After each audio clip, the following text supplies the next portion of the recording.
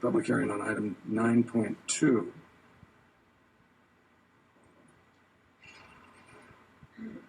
Brian. Thank you, Mr. Chair. Good morning, members.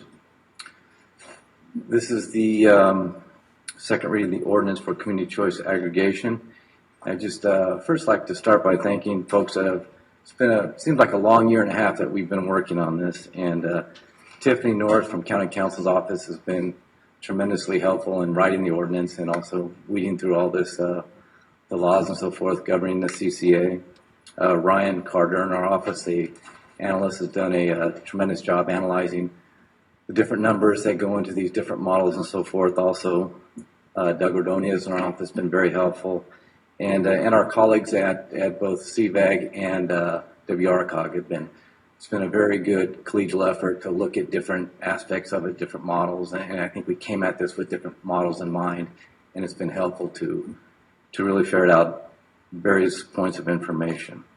So if I could take just a few minutes, Mr. Chair, to kind of walk through where we've been and where we are today. As I mentioned, when we first brought the CCA to the board a little more than a year ago, the main objective and board direction was to save residents money. That's our primary objective. And there's other models and other things that you can do with inside of a CCA. Different priorities such as expanding renewables, energy conservation programs, staffing models, and so forth. And some may be more meritorious than others, but once again, our primary goal is to save residents money.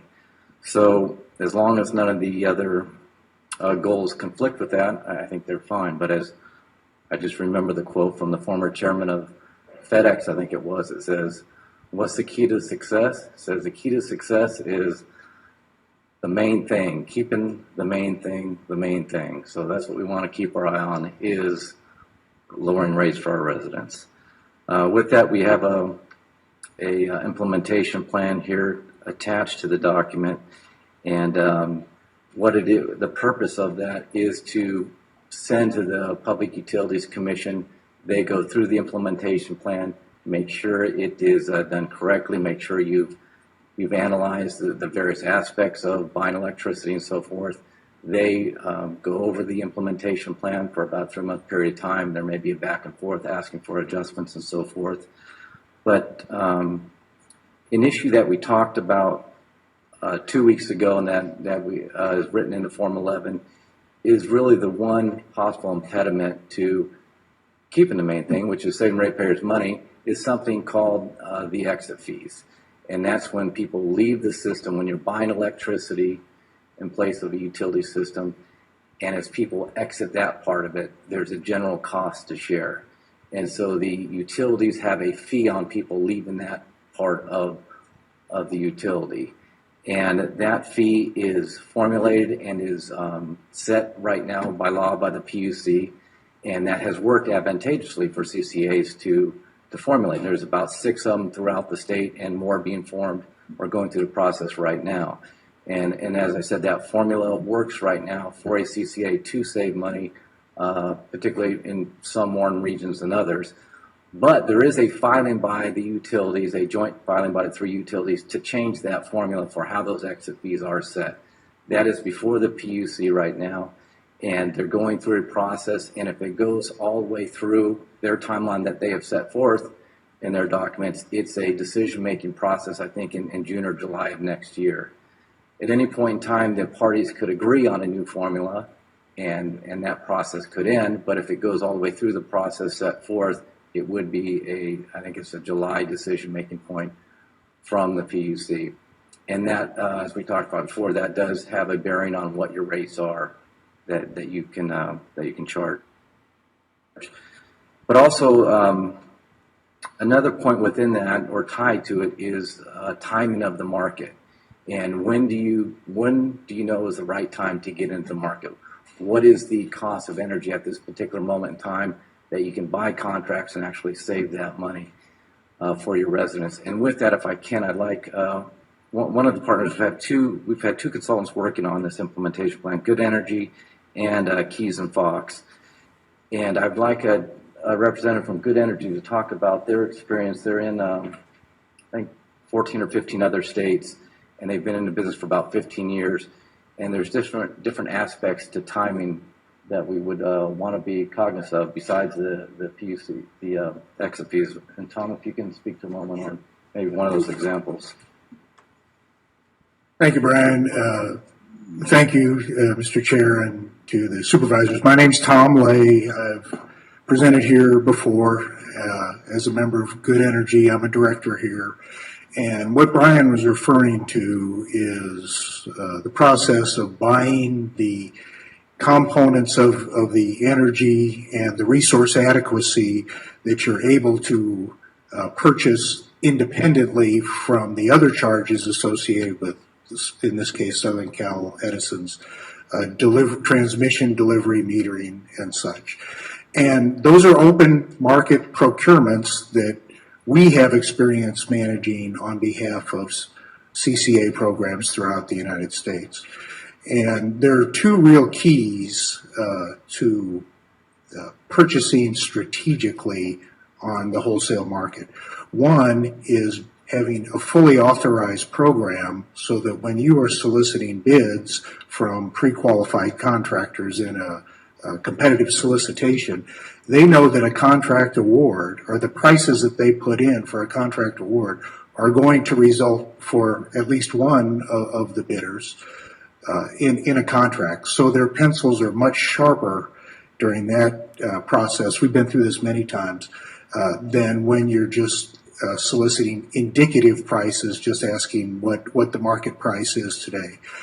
The other aspect is we have some experience with some communities in other states where they moved ahead with authorizing programs, submitting to the regulatory body, the equivalent of the California CPUC, to get approval for their programs, but they did not implement their programs at that time because the market prices did not reflect the objectives of their programs, which were to achieve certain benchmarks of savings. But they kept their programs in place and their approvals and documents in place and were able to move ahead in many of those cases, sometimes 3 or 4 years later, and strike a deal with one or more suppliers, which did achieve the program savings. So there is an advantage to having your program authorized by the regulatory bodies and have all of the paperwork and the infrastructure in place to implement the program, even if market conditions, or in this case, as Brian was describing, a regulatory ruling which is pending, goes in a direction that you weren't anticipating. But if it does, you've got the opportunity to move ahead and be very effective in rolling out your program at that time. Supervisor Washington. Yes, Mr. Chairman, I had a couple of questions. Sir, does Good Energy, I know they operate in various states. Have you set up a CCA where you're buying energy from Edison? Buying energy from Edison? No. No, so No. You don't have that experience of a CCA that's functioning with Edison? That's correct. Our experience are in other states. Okay. And I'm looking at some data, and there's a lot of acronyms. I'm trying to figure out what PCIA is. That's the power charge indifference adjustment, Okay. which is the exit fee that Brian was referring to. So we've been talking about it. It's an acronym, yes. Sure. Okay. And so in our implementation plan, we're assuming that going forward that will go down. But I just heard Brian say that we don't actually know what it's going to do. It may go up for a few years. Is that correct? Well, in the forecast, the PCIA is calculated as the difference between what in simple terms, what the utility has paid, has entered into a contract for future purchases of energy. If the Riverside County is pulled out of that, they have excess energy. So they sell that into the marketplace, and the difference between the two results in the PCIA. Let me add, I think, Supervisor Washington, what you're seeing is the rate goes down as those old contracts for medicine, whatever, are cured, and as those are finished, the rate then decreases because it evens out over time as their contracts are adjusted over time. So 5 or 10 years from now, Edison knows they don't buy energy for this group of people because they're already out. So that's why it decreases in the plan. But that formula might change. But that's an assumption that we put into our plan. Yeah, I think all plans have that assumption because it becomes a factual assumption when they buy new contracts. They know they're not buying it for that group of people now. Okay, so in a public agency such as the County of Riverside, is it prudent for us to make conservative assumptions, or say the opposite of that would be liberal assumptions, or maybe just something in the middle of the road? I mean, obviously, we don't want to end up in a place where we're in a plan that ends up costing us money or not providing savings to our constituents. Certainly not. And do you want to speak to any of the assumptions in there?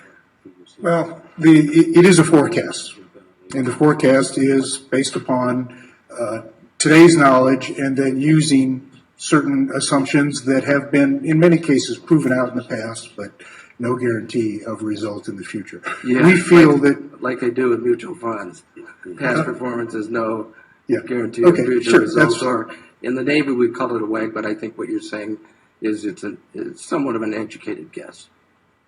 that's correct. Yes. Okay. And I think to that point as well, that's the value I think Good Energy brings. They're in other states and other markets for many, many years. So they have as you say, an educated guess because they know these markets. They're dealing with it literally day to day, and they've been through the ups and the downs. And as far as an educated guess, these are the kind of people you'd want making that guess. And the PUC will review those assumptions as well.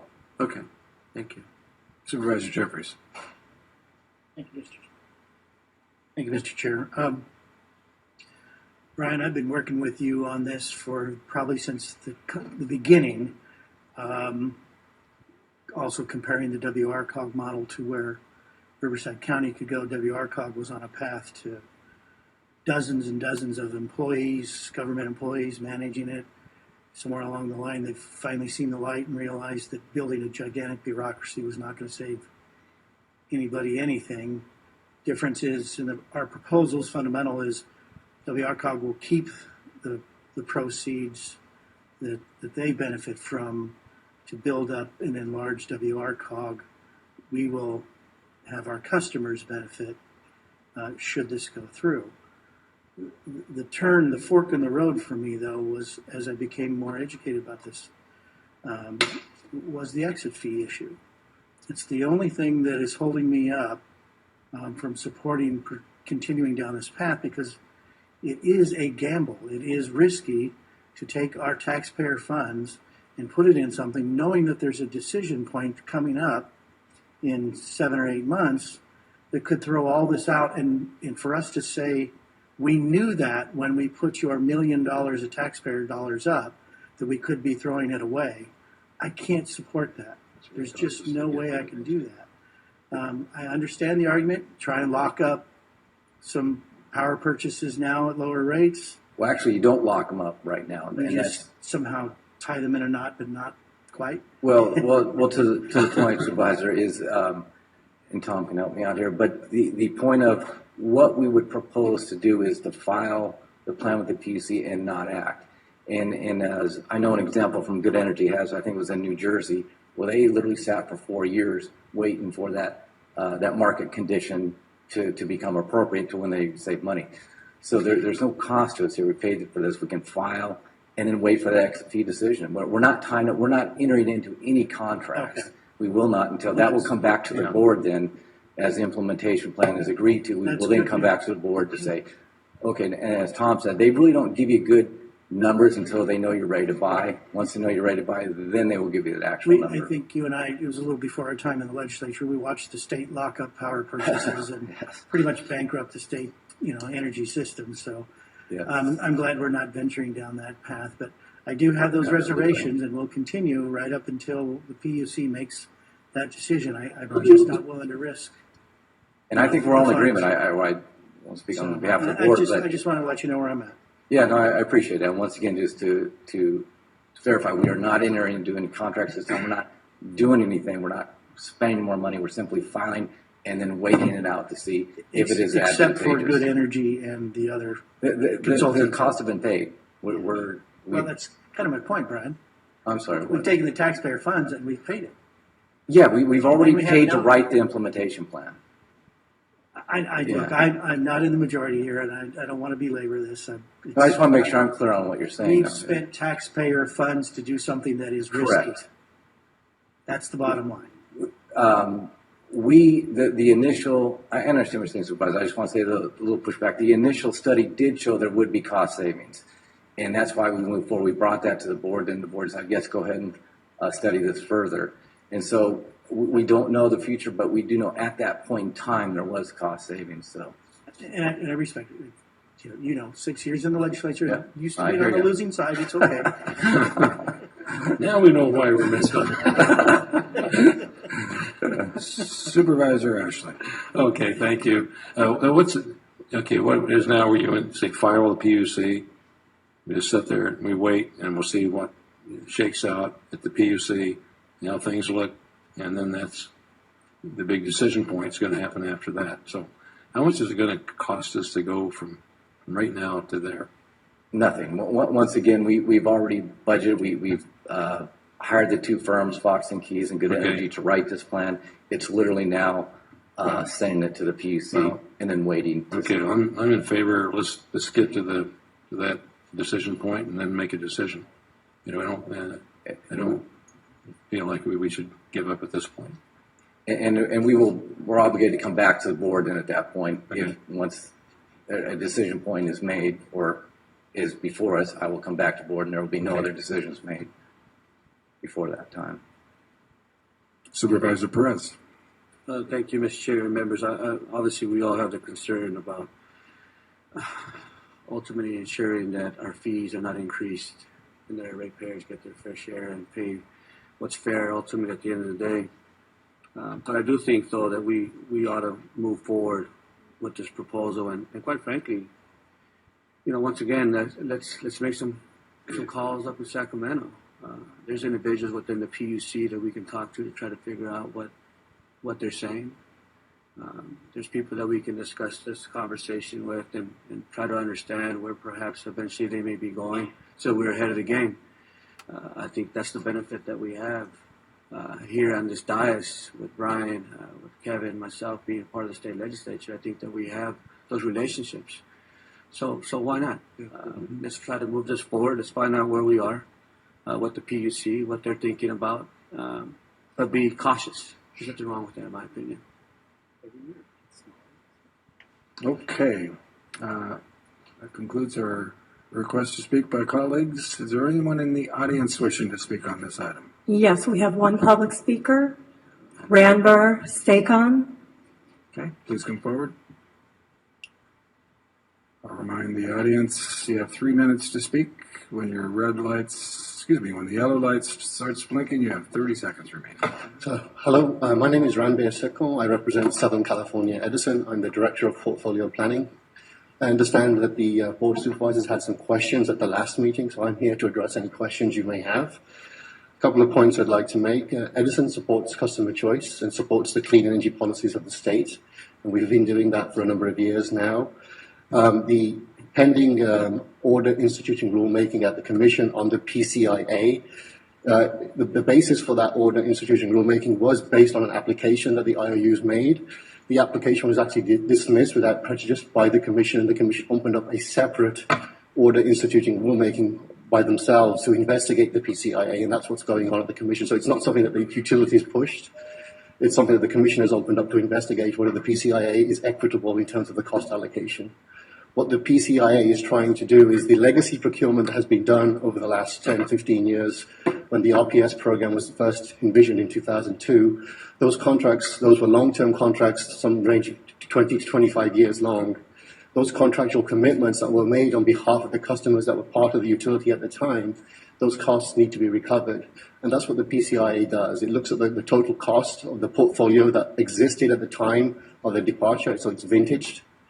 And it looks at that cost and then it allocates the above market cost of that portfolio to all customers, so the bundle customers and the departed customers. It's equitably allocated.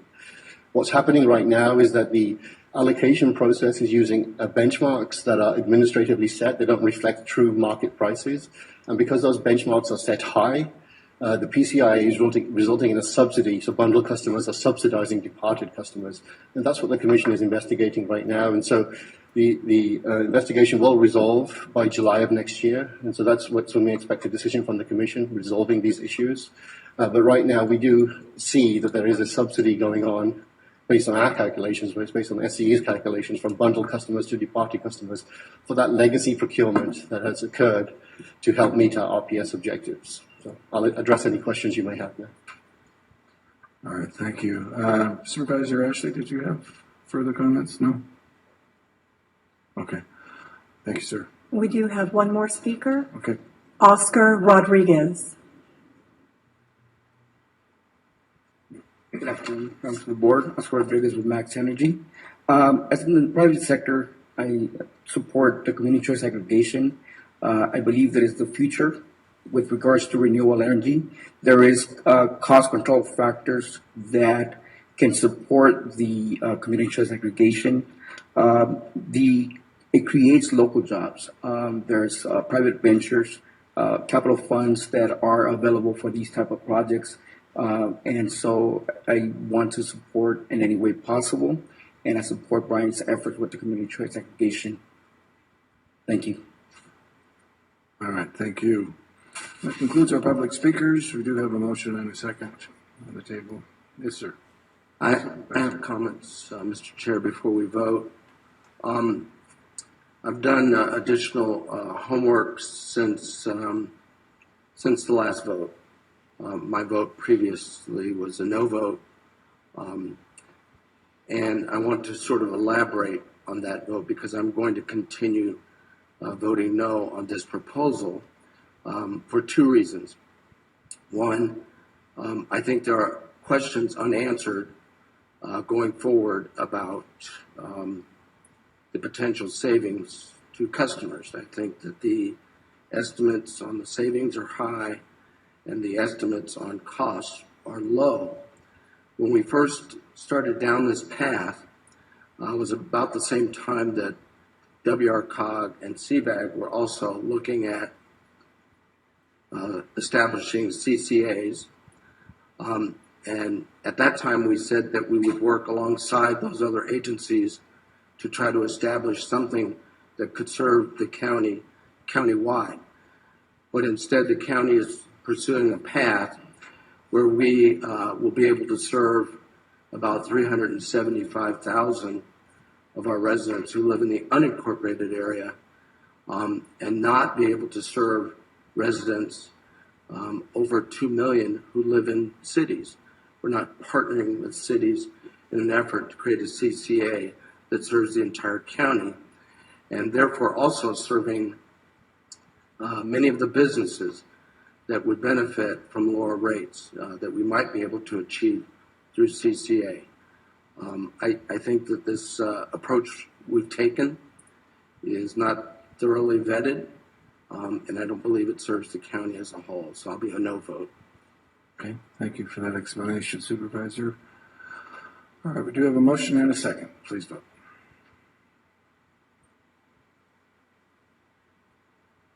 Motion is 3 yes, 2 no. Supervisors Washington and Jeffries. All right, that takes us to, we do have 9.3, which has been continued to December 5th.